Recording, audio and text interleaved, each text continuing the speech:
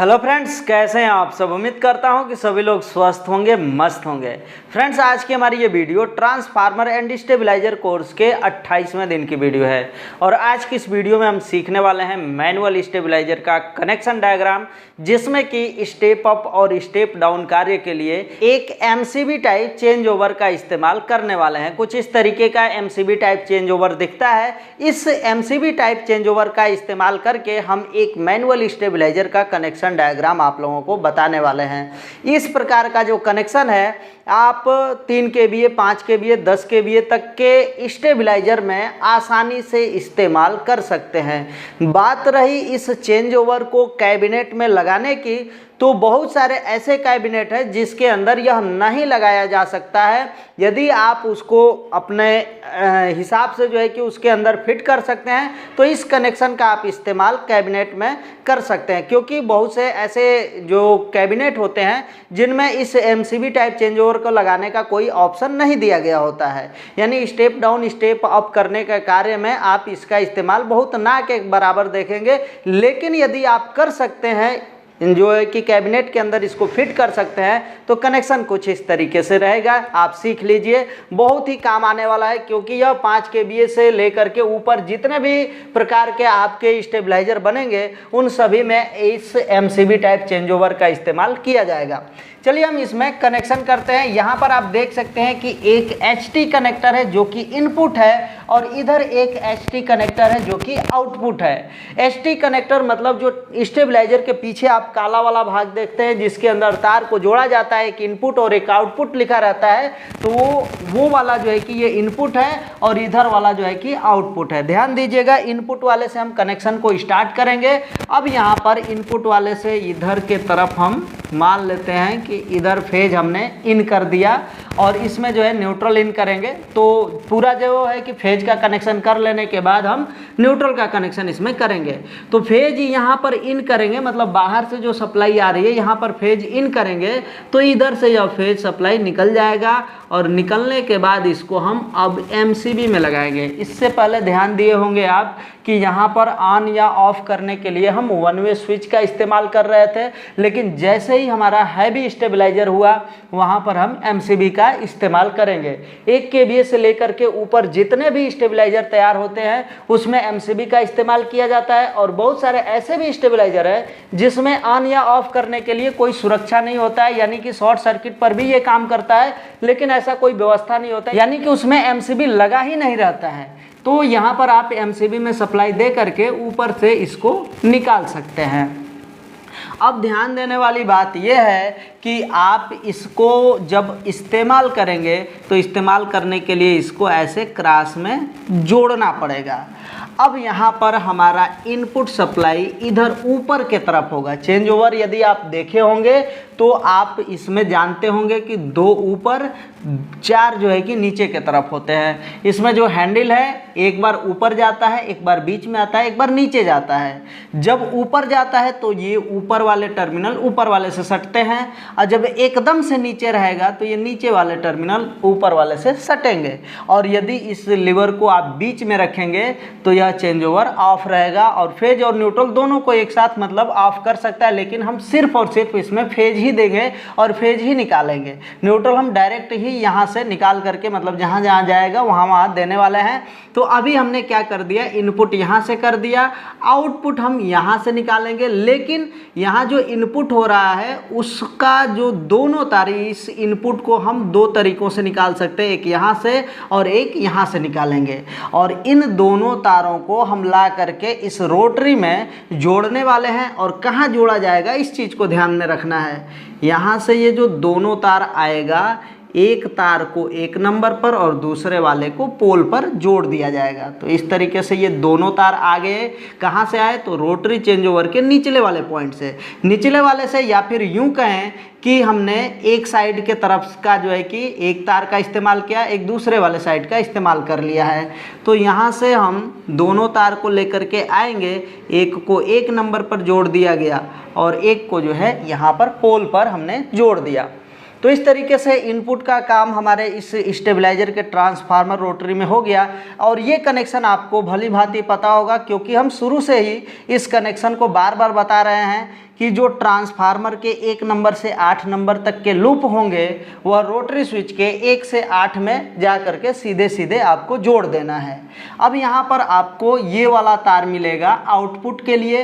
अब यह आउटपुट वाला जो सप्लाई होगा सीधे सीधे हम अपने रिले के पोल पर जोड़ देंगे।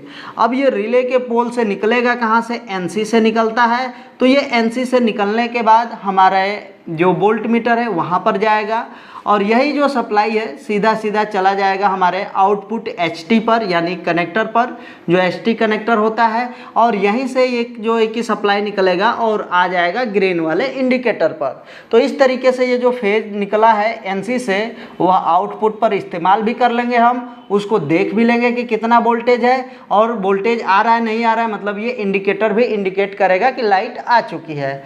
तो इस तरीके से इसका कनेक्शन हो गया।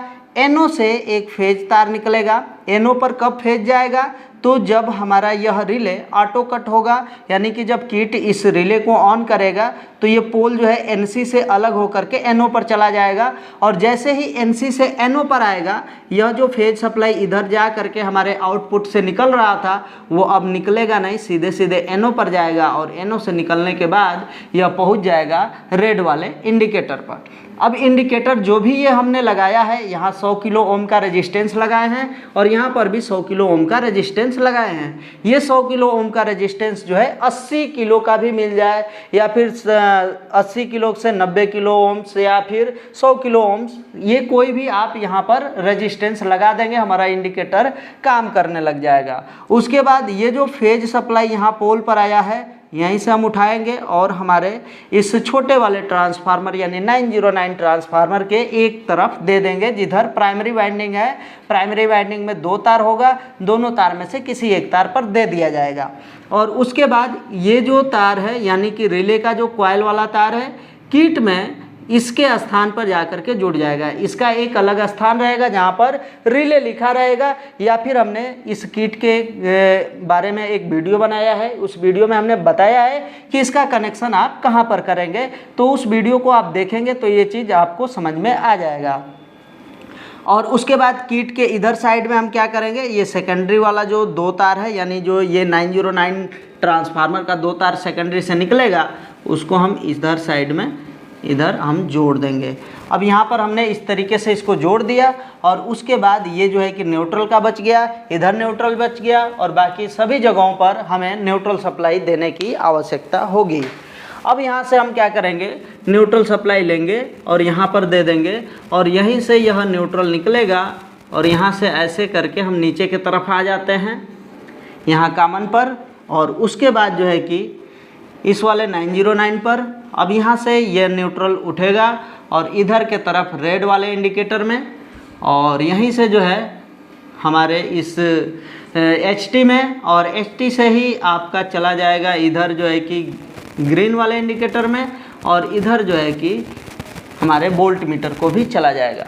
फ्रेंड्स यहाँ पर समझने वाली बात ये है कि आपको जिधर जिधर हैवी लोड चलाना है उधर आपको मोटे तारों को ले जा कर के जोड़ना होगा, और जहाँ पर हैवी लोड नहीं चलाना है वहाँ पर आपके पतले तार इस्तेमाल किए जाएंगे।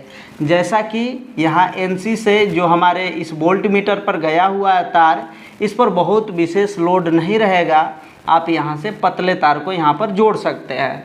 इंडिकेटर पर पतला तार दे सकते हैं।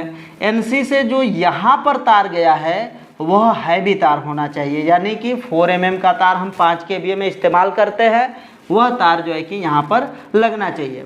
फ्रेंड्स किस टाइप के स्टेबलाइज़र में यानी किस साइज के स्टेबलाइज़र में कितना मोटा तार लगेगा, कौन सा रिले लगेगा, कौन सा किट लगेगा, किस एम्पियर का क्या लगना चाहिए, ये सारी चीज़ें एक वीडियो में हम सभी चीज़ों को बताएंगे। उससे घबराने वाली बात नहीं है। आप सिर्फ और सिर्फ यहाँ पर जो कनेक्शन बताया जा रहा है कनेक्शन को ध्यानपूर्वक समझते रहिएगा।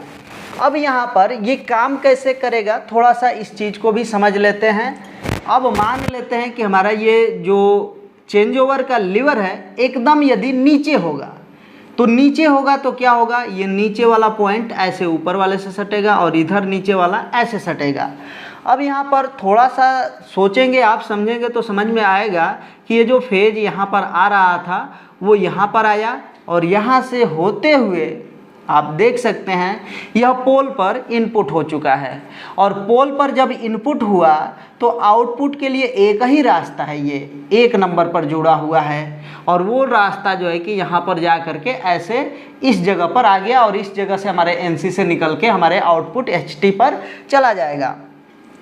अब इस चीज़ को जैसे हमें मान लेते हैं कि पोल पर हमने इनपुट कर दिया, तो जो सप्लाई हमारे पोल पर आ रही है अब हम उसको 1 नंबर पर इनपुट कर सकते हैं, 2 पर, 3 पर, 4 पर, कहीं पर भी आप नॉब को घुमा करके इस फेज को ट्रांसफार्मर के किसी भी नंबर पर आप इनपुट कर सकते हैं। लेकिन आउटपुट जब भी होगा तो हमारे 1 नंबर से ही आउटपुट होगा। तो इस तरीके से जब भी मान लेते हैं कि 2 नंबर पर करेंगे, 2 नंबर पर जो सप्लाई आएगी 1 नंबर से निकलेगा, थोड़ा सा घट के ही निकलेगा, 3 नंबर पर आएगा थोड़ा और घट के निकलेगा। यानी जैसे जैसे आप बढ़ाते जाएंगे वैसे वैसे हमारा वोल्टेज का मान बढ़ता नहीं घटता हुआ समझ में आएगा। अब उसके बाद जैसे ही हम इस लीवर को अप साइड में करते हैं तो ये जो तार नीचे के तरफ जुड़ा हुआ था बस वो क्या होगा, इस ऊपर वाले से ऐसे जुड़ जाएगा। अब यहाँ पर आप ध्यान से देखेंगे तो ये इनपुट वाला जो सप्लाई है यहाँ पर आएगा, यहाँ से इस तरीके से यहाँ आ गया और यहाँ से ये वाले तार को पकड़ करके आप देखेंगे तो 1 नंबर पर हमारा इनपुट हो गया। अब 1 नंबर पर इनपुट हुआ, आउटपुट कहाँ से होगा, तो पोल से ही आउटपुट होगा। अब पोल से जो सप्लाई निकलेगी वह तार को आप ध्यान से देखेंगे यहाँ जुड़ा है, यहाँ से ऐसे ऐसे यहाँ से जुड़ गया है और इधर से यह जो सप्लाई है इस रिले के पोल पर आएगा और पोल जो है डायरेक्ट NC से सटा रहता है। तो इस तरीके से यहाँ से ये आउट हो जाएगा। और किट वगैरह में कनेक्शन करने के बाद किट की एक सेटिंग की जाती है जो कि 240 वोल्ट से अधिक जैसे होगा तो हमारे स्टेबलाइजर में ऑटो कट सिस्टम आ जाएगा। यानी कि जो सप्लाई हमारे NC से निकल रहा था वो नहीं निकलेगा, सिर्फ ये जो पोल है NO पर आ जाएगा और इंडिकेटर जल जाएगा। तो इसकी सेटिंग कैसे करेंगे ये सारी चीज़ें एक अलग ही वीडियो में रहेगी। बस यहाँ पर आपको लगातार जो कनेक्शन की वीडियो आ रही हैं उसमें सिर्फ और सिर्फ आप कनेक्शन सीखिए, बाकी अन्य चीज़ें आगे आपको बताया जाएगा। तो यहाँ पर जैसे हमारा 1 नंबर पर इनपुट हुआ, निकालेंगे यदि 2 नंबर से, यानी कि हमने इसको 2 नंबर पर किया, पोल वाला तार जो है कि 2 नंबर पर सटा तो 2 नंबर से सप्लाई निकलेगा। 1 नंबर पर हमने इनपुट किया, 2 नंबर से निकलेगा, वोल्टेज बढ़ जाएगा। 3 नंबर से निकलेगा थोड़ा सा और बढ़ेगा, 4 नंबर पर निकलेगा और बढ़ जाएगा। फ्रेंड्स यदि यह बात आपको नहीं समझ में आ रहा है कि 2 नंबर पर कैसे बढ़ेगा, 3 नंबर पर कैसे बढ़ता है, तो इसके लिए आपको हमारे इस कोर्स का पहला वाला वीडियो देखना पड़ेगा। पहला दूसरा में हमने यह बता रखा है कि ट्रांसफार्मर कब वोल्टेज को बढ़ाता है और कब किन स्थितियों में वोल्टेज को घटाता है। तो ये सारी चीज़ों को देखने के लिए आप शुरू से क्रम वाइज वीडियो को देखेंगे तभी ये पूरी बातें समझ में आ पाएंगी। अन्यथा यदि चाहेंगे आपकी एक वीडियो देख करके सब कुछ समझ जाएं तो ये जो है कि नामुमकिन है, नहीं समझ पाएंगे। हमारे कोर्स के सभी वीडियो को आपको देखना जरूरी है। तो इस तरीके से आप ये पूरा कनेक्शन समझ गए होंगे और इस कनेक्शन का इस्तेमाल हम 5 kVA, 8 kVA, 10 kVA तक के स्टेबलाइजरों में आसानी से कर सकते हैं। दिक्कतें ये आएंगी कि बस आपका ये जो चेंज ओवर है उसको कैबिनेट में फिट करने का स्थान नहीं दिया गया होगा, तो आपको काट करके इसे फिट करने का स्थान बनाना होगा। तो इस तरीके से आप इस चीज़ समझ गए होंगे। और यदि आप इसका स्क्रीनशॉट लेना चाहते हैं तो आप इसका स्क्रीनशॉट ले लीजिए। यहाँ पर ये जो वायर लगाए हैं हम, इसको आप इस तरीके से इग्नोर कीजिएगा। तो यहाँ पर हमने इसको हटा दिया है। आप इसका स्क्रीनशॉट ले लीजिए और इसको अपने कॉपी में बना लीजिएगा।